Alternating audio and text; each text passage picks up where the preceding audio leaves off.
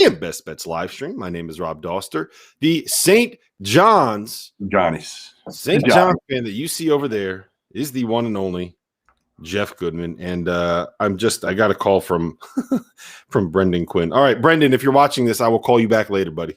After Rob's crappy mid-major picks, because tonight's slate. Oh, it's awful. Not littered with high majors, but I got a couple. So stick around. I got a couple. Yeah, but we do need to talk about last night because there were some things that happened last night beyond you getting cursed out by a St. John's fan in our locker room session, which that was a lot of fun. Yeah, I'm sure. That was a lot of fun. I did my best. I was nice.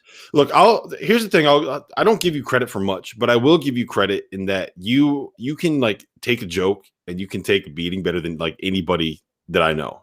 Like you have no like I can do the most embarrassing thing to you and you'll just laugh it off. You know how many times I've tweeted out that video of you dancing at Borzello's wedding and I don't think you've cared once. Nothing I can do. What can I do? You know, you take your strengths, you take your weaknesses. I have a lot of weaknesses, so you know. And when I always tell people this, you do have a lot of weaknesses. I do. When you have enough opinions, you're gonna get some wrong. And I'm not with St. John's again. I'm not saying I've gotten it completely wrong yet. I still feel like Mike Anderson has to do more than Chris Mullen did. And that's ultimately what it comes down to, doesn't it? Like Chris Mullen was a failure. He got him barely in the tournament once in 4 years. If you're Mike Anderson, you have to do better than that to be successful. Clearly. Yeah, I mean, he hasn't. Mike Anderson hasn't actually accomplished anything yet. You know, like beating Villanova is nice. They're going in the right trajectory. Yeah. I mean, like beating Villanova is nice, but Chris Mullen also had like a run where he beat Villanova and beat Duke in back-to-back games, and that year they went like 1-17 in the Big East. Right. But that said, like they're moving the right direction, and it's kind of going the way. I said this to you after the hire. Like I made this argument that I like the fit in theory because there are a lot of kids that fit that Mike Anderson 40 minutes of hell pressing style in New York City that he'll be able to tap into. The key for him was going to be finding the guys that could help him bring those players in, because like as a guy whose career was in Alabama and Arkansas and Missouri, like going and recruiting New York is a very different world. Yep. So and to his credit, like, and I think you would agree with me on this, like he actually put together a staff that should be able to make that happen. And you're seeing it pay dividends right now. And I don't know if they're ever going to get back to the heights of like the Bootsy Thornton and Eric Barkley and Ron Artest days. But I do think that they can be what Arkansas was and what Missouri was when Mike Anderson was there, which is like a team that can get to the tournament. It's enough for St. John's right now. Yeah. Right now, if you told St. John's you're going to be in the tournament 2 of every 4 years, they'd sign up for that right now. And I don't blame them from where they've been. Back in the right direction. And like the thing about it is, I don't think that you can ever win at the level that I don't think that you can be like a Final Four caliber team and play that pressing style that he wants to play. Right. It's the same reason I didn't think it could work for VCU and Havoc. It's the same reason I had questions about Shaka Smart going to Texas. It's the same reasons why I said, like, eventually when you lose Javon Carter and Daxter Miles, like Bob Huggins is probably going to have to switch up what he does with Press Virginia. Yeah. And I mean, all that's kind of come to fruition. Like you can get to a certain level, but when you're a pressing team, you're basically relying on other teams to make mistakes. And when you're going up against good teams that have good point guards, they tend not to make mistakes. Yeah. So it can get you to a certain level. I don't think it can get you to the level that maybe St. John's fans necessarily aspire to be. But I'll tell you what, man, if you're a team, if every year from here on out, St. John's is as good as they are this year, where they can beat some of the best teams, are going to be in the mix for the NCAA tournament. And if things break right for them, hey, you know what? Maybe they can get to a Sweet 16. Like, that's good. That's better than what they've been. And I don't think that that's out of I think that that's a very realistic ending for like Mike Anderson over the course of the next 4 to 5 years. Does that make sense? It does. It does. So what was your biggest thing that happened last night? I mean, it was probably, well, I guess it was Houston losing, right? You better get this right. It's Houston losing.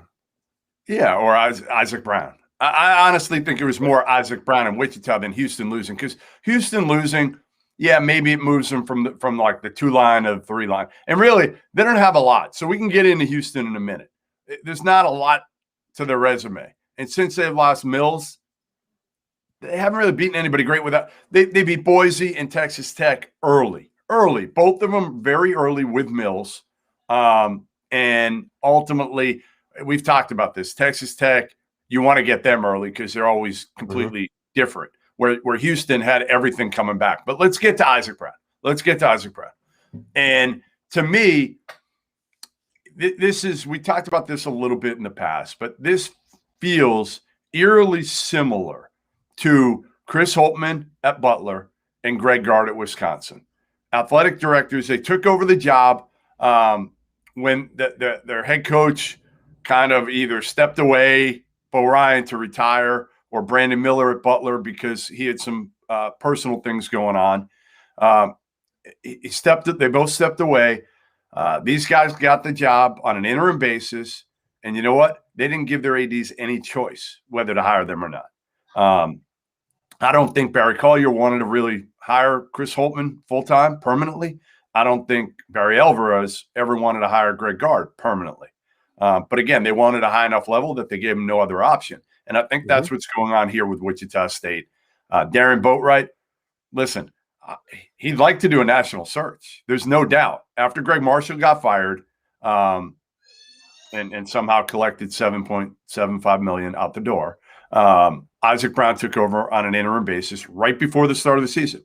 I mean, this thing dragged out until like a week before the start of the regular season. Isaac Brown had no idea what was going on. They brought, Billy Kennedy on to help him, on the bench, just help him out a little bit. But Isaac Brown now has this team. They beat Houston last night, and they're right there to win the American. They're right there to beat Houston in the American. Their losses are of the quality variety. They finally have a resume win. And it is time, Darren Boatwright, to put some papers in front of Isaac Brown that say you are no longer the interim head coach. You have done exactly what we asked you to do and more. You have won games.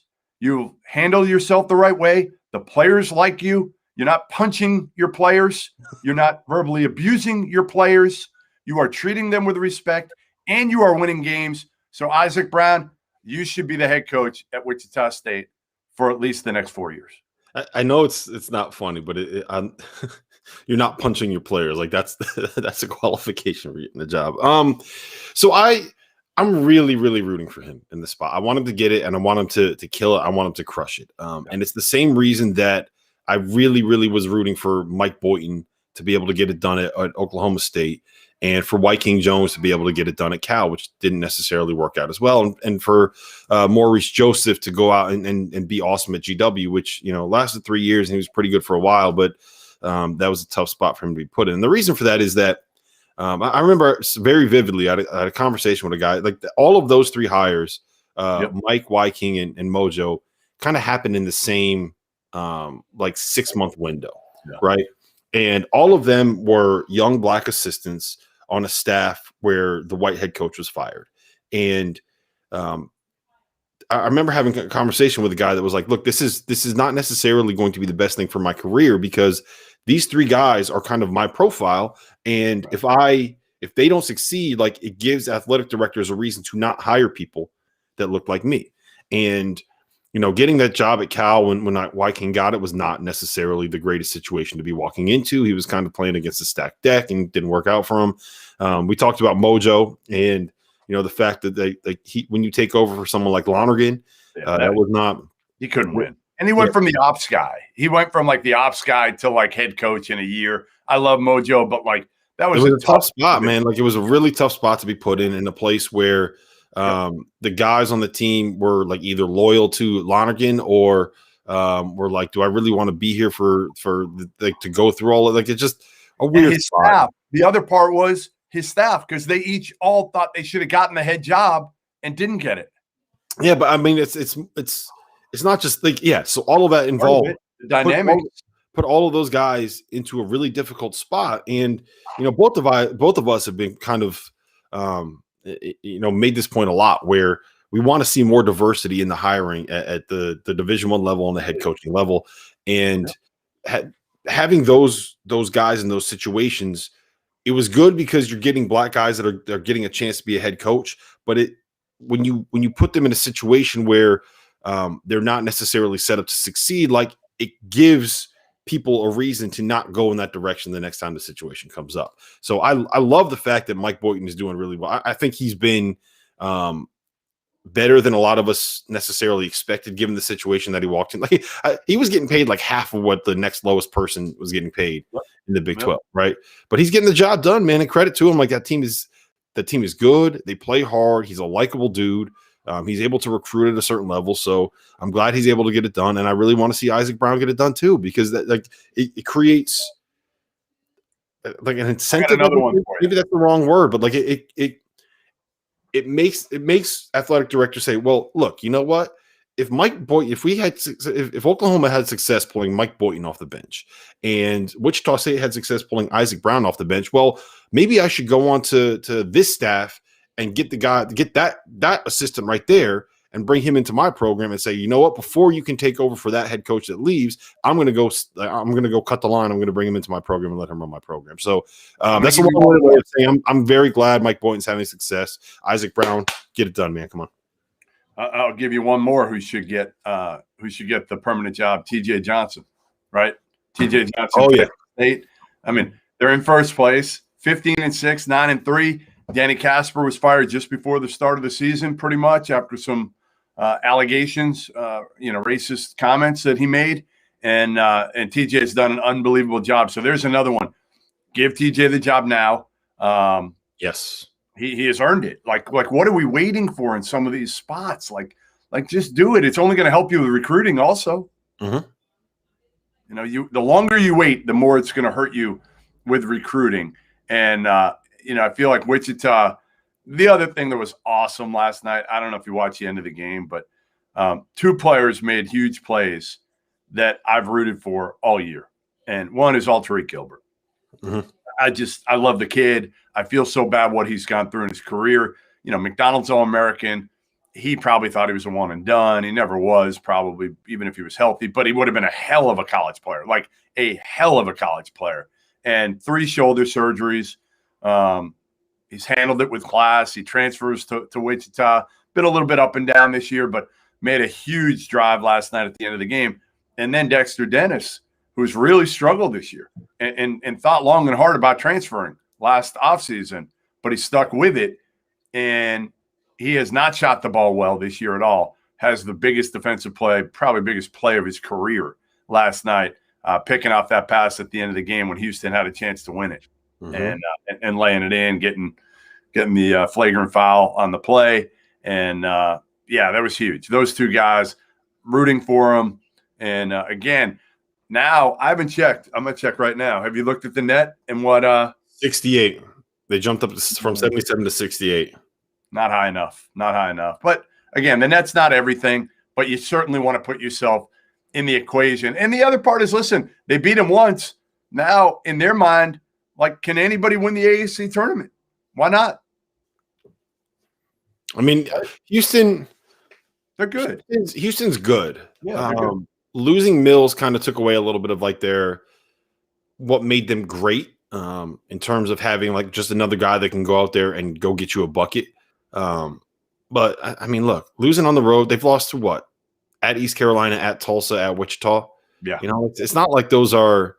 The East Carolina one's tough, but that would you got to consider the circumstance in that one, where they thought they were going to be playing Gonzaga all week, and then they get Our Lady of the Lake and have to go play at East Carolina. Like, talk about a buzzkill.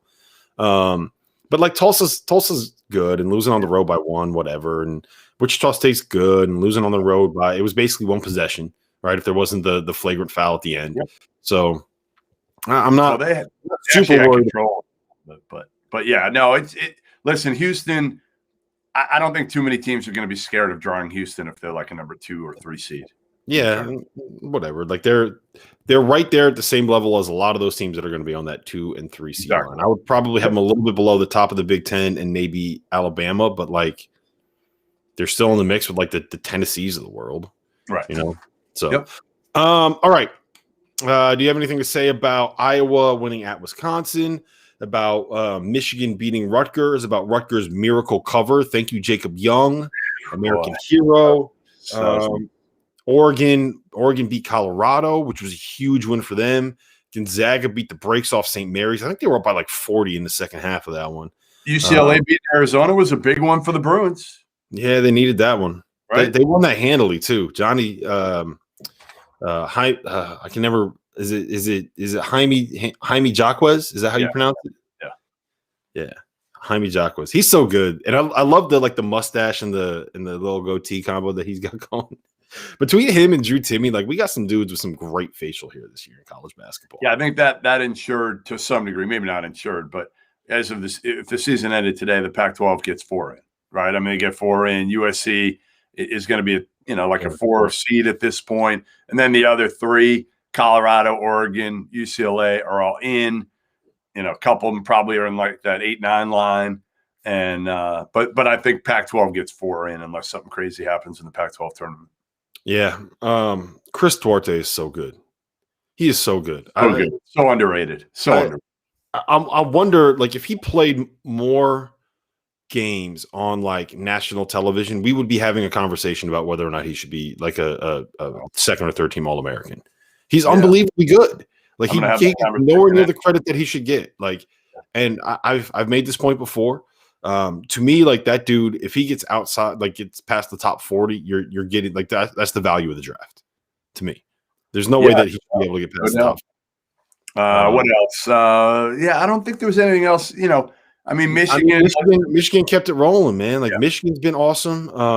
And then Iowa. Look, Iowa gave up 60. Like I don't know whether to make.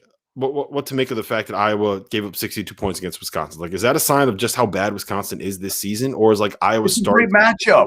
No, I told you this. It's a great matchup because it's a team that's as unathletic as they are. You can't find that everywhere, right? Like they're overwhelmed by so many teams athletically. They are not overwhelmed by Wisconsin at all athletically. So it's the ideal matchup, to be honest, for Iowa. And right now, Wisconsin's, listen, they're struggling, and now I think it's become a little bit of a mental thing for them. Maybe we're not that good, and we don't have that home court advantage anymore. That's gone. That is absolutely gone, losing to all these teams at the Kohl Center. So, I think, again, for some teams, you could still use home court advantage, but, like, once you start losing these games, it's gone for this year because, like, to me – again, it's still the confines, the home confines, and once you start winning, it still can get in your head of, this is definitely an advantage. They're coming here, they're traveling here, they're not able to once they get in a hotel, they don't really get a chance to hang out with each other. Any of that stuff, it's definitely different. So, again, I think, to me, I don't think it was as much of Iowa as it was the matchup for Iowa. Yeah, that makes a lot of sense. And it's just funny that you say that because I'm like, Wisconsin stinks, man. Like, so why is that a good matchup? So, right. I think that's it for me. Like Gonzaga, the only thing I'll add, and then we can talk a little bit about tonight's slate, is Gonzaga is now like so far head and shoulders above anybody else this season and anybody else in Ken Palm's database in terms of like the efficiency margin that they have. Like they are the gap between them and the field is the same size as the gap between 2015 Kentucky and the field. So like that's what we're talking about right now. What happened in Kentucky? What happened in Kentucky that year? Well, they lost in the tournament, right? But that year was also a weird year because that second tier of teams, all of them were just so unbelievably good. Like there were 7 teams that should have been 1 seed that season, 7 of them. And it just so happened that they're not 7 this year. They're not 7 this year. No, it's not. So, yeah. All right. That's all I wanted to say. Gonzaga, like, good job. There was a while where everyone was like, yeah, Baylor's the better basketball team. Well, you know what? Gonzaga decided to turn it on. And now they're Baylor's not playing either, Rob. Don't fault Baylor. They're not able to play. Why are you disparaging Baylor? I'm not disparaging Baylor. My point is that we kind of forgot about Gonzaga because they were playing these ho-hum teams and they looked bored against like Pacific and Pepperdine, while Baylor like looks awesome in these ESPN primetime matchups against like Texas and whoever else they were playing. I can't even remember who they were playing. I don't know who the last thing they played was. But the point is, like, don't just because Baylor or Gonzaga was out of sight, out of mind for a little while, like, don't forget about the fact that they are awesome. St. Mary's is the best matchup for them in terms of like style of play, pace of play. They're the best matchup for them right now because St. Mary's can't score, can't shoot. Well, yeah, and then they were. Well, no. I'm saying that St. Mary's is the toughest. Like, the way that St. Mary's plays is exactly the way that you have to play to be able to beat Gonzaga. Like, they're just not good enough to get it done. But the way that they play is the way that you have to play. And Gonzaga was up by 40 in the second half. Yeah, amazing. They were by 40 in a rivalry game. Up by 40. Like, it's just they can toy with teams. They're just they're ridiculous, man. All right, let's talk about tonight's slate. I hate it. There's nothing that I like. Why do you hate it so much? What am I gonna watch tonight? I might just go to sleep at like 6 o'clock and pretend like college basketball isn't happening tonight. I mean, there's some decent mid-major games, but it's not exactly loaded with high majors. The most prolific game, I guess, is St. Louis at Dayton, right? That's the biggest game that we got.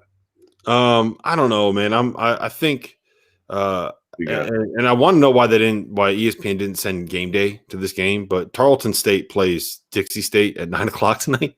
They don't send game day anywhere anymore, right? I don't think. Here's my question, Jeff. Yeah. We got Utah State, Boise State tonight. That's the best game. That's the best game. Yeah, I'll watch that. 10 o'clock. That's late. That's way past your bed. There's no way you're for Utah State, Boise State. There's no way you're staying up that late. What I'll do is we'll be watching a show on one TV, and I'll have Boise, Utah on the other one. That's all right. Without saying. So give me your picks. Give the people want their picks. Actually, first and foremost, a guy in his name in the comments is Marlo Stanfield. Yeah, but like I know him. Like he's a follower. He's a good dude. I think he used to be like Gil Boldberg on Twitter, and like he changed his name. Like, that's the guy. Yeah. So yeah, he's trying to trick you. He's trying to trick you by saying he's Marlo Stanfield. Anyway, he wants an apology for your Santa Clara pick last night. Listen, I was on fire yesterday. Like I handed you guys Illinois State. You did. That was great. That was good. That was a good platter, right, Rob? On a platter, and hit a bunch of others. Like yesterday was the best day I've had in 2 weeks. So, Gil or Marlo or whatever the hell your name is, lay off, my man, lay off. I had a good day yesterday, and it had been a while, so I needed that. All right, here's a couple I like. All right, we're gonna go with a little. St. Peter's. Marist hasn't played since January 31st, Robert. St. Peter's is laying 8.5 at home against Marist, the Red Foxes. And I'm going to take St. Peter's there. I'm going to take Cal Baptist getting 11 at Grand Canyon. Grand Canyon has not played since January 30th. So that's like a 3-week break for just so you know, at Bet Rivers right now, Cal Baptist is only getting 10. Okay. All right. So I'll take the 10. I'll take the 10 there. I'll still be okay with the 10. Those are two. And then there are a couple more things I like. I kind of like Hawaii. No, I don't like Hawaii. I think they're at Northridge. If Hawaii was home, I'd like Hawaii. I don't like Hawaii. Sorry about that one. Don't mean to. South Dakota State. I like South Dakota State at North Dakota State. It's a battle, Rob. Ooh, yeah, rivalry game. And North Dakota State hasn't played in about 2 weeks. So, I like that one. Oh, that's the first one of the year, the first call of the year. Unbelievable. No, I'm quicker to snap it off so you don't hear it. That one you heard. It's a little slow to the trigger. I'm not seeing South Dakota State, North Dakota State. That might. Is it off the board now? They might not be playing for a little bit longer. I don't know. I'm just not seeing. Another rivalry game in the America East. We got Vermont at UMBC. What do you like there? On UMBC, I would tend to go with Vermont, but I don't trust them this year. I just don't trust them on the road against UMBC. So I'm not the one. Listen, again, the best game of the day is Utah State at Boise. Boise beat them 2 nights ago. I feel like if you look at those Mountain West good teams playing against each other twice, it's been a split most time. Right? That's what I was about to say. I was like, if there's one thing that I want to be on tonight, it's Craig Smith at Boise State. And to be honest, I think Boise's the better team there. But I don't trust that they're going to. The Mountain West, like the top of the Mountain West, is low key good this year. Yes, 4 good teams. They have 4 teams that are. I don't know if they're going to. I don't think they're going to get 4 into the tournament, but I think there are 4 teams that are like air quotes here tournament teams, if that makes sense. Like they're good enough to make the tournament. And Utah State is one of them, and Nami Ishiketa is one of the best defensive big guys in the country. So there's actually like some interesting NBA prospects in that Boise State Utah State game. Well, Derek Alston is the most interesting. Yeah. So right now at Bet Rivers, that line is Utah State +1. The money line is -105. So I would probably just take Utah State on the money line there, get a little bit extra juice. Yep. So I'm with you. I'm going Utah State, going St. Peter's. I'm going South Dakota State, which I see it as 1.5, giving 1.5 there. I'm going Cal Baptist, and I'm going to go with the South Alabama App State over 137. How about that? How random? How about it, Jeffrey? How about it? All right. Random for you or no? Yeah, no, that's perfect. It's perfect. I love the randomness. Anyway, tomorrow we are apparently having another special guest. I don't know who it is. Goodman tell me he just wants to surprise me, which makes the interview so good when I have no idea who's coming on, so I can prepare for him. But yeah, so tune in. I promise. It will not be Jerry Palm. I will give it away. It will not be Jerry Palm talking about the RPI. Promise. No Jerry Palm tomorrow. It's too bad. Write it down. Too bad. Is it going to be? Can we get Jeff Borzello? Like, what do we got here? We could get Borzello. He might be the guest. I'm not giving it away. It could be Borzello. It could be Nerdlander. Might even be Gary Parrish. All right. Well, oh man. All right. Well, we'll find out tomorrow, I guess, who this so-called it is not Dan Dockage. I promise you, Marlo, it is not Dan Dockage. Hey.